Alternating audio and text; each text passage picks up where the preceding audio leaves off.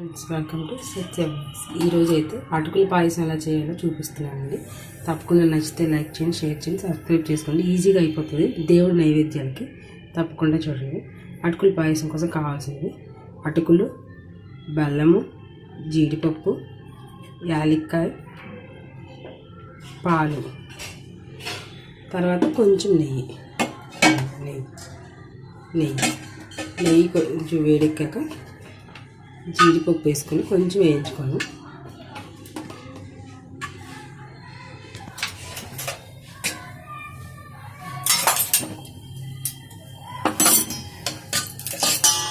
జీడిపప్పు వేయించుకుంటాను.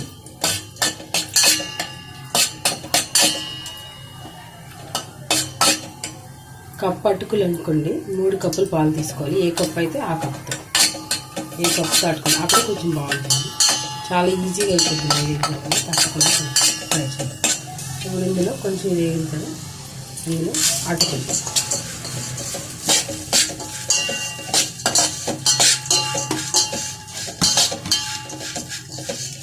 కొంచెం ఫ్రై చేసుకోవచ్చు, లేదా పాలు మరిగాక కూడా డైరెక్ట్గా అటుకులు వేసుకోవచ్చు. ఫ్రై చేసుకోవచ్చు, ఇంకా బాగుంటుంది టేస్ట్. ప్రసాదానికి అయితే ఈజీగా అయిపోతుంది తొందరగా చేయడానికి.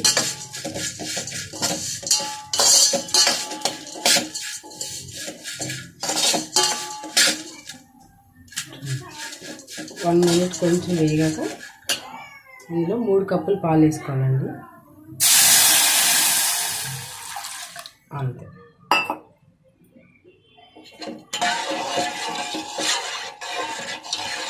పాలు 5 మినిట్స్ పడుతుంది మరగడానికి అటుకులతో పాటు.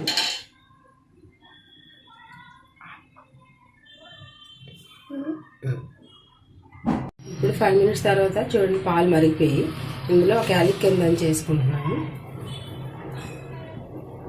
అయిపోయింది. ఈజీగా ఒక 5-10 మినిట్స్లో అయిపోతుంది. మనం పాలు మరిగించుకుని కూడా అటుకులు వేసుకోవచ్చు. కొంచెం నేతిలో వేపుకుంటే మంచి టేస్ట్ వస్తుంది. ఇంకేమైనా డ్రై ఫ్రూట్స్ ఉంటే వేసుకోవచ్చు.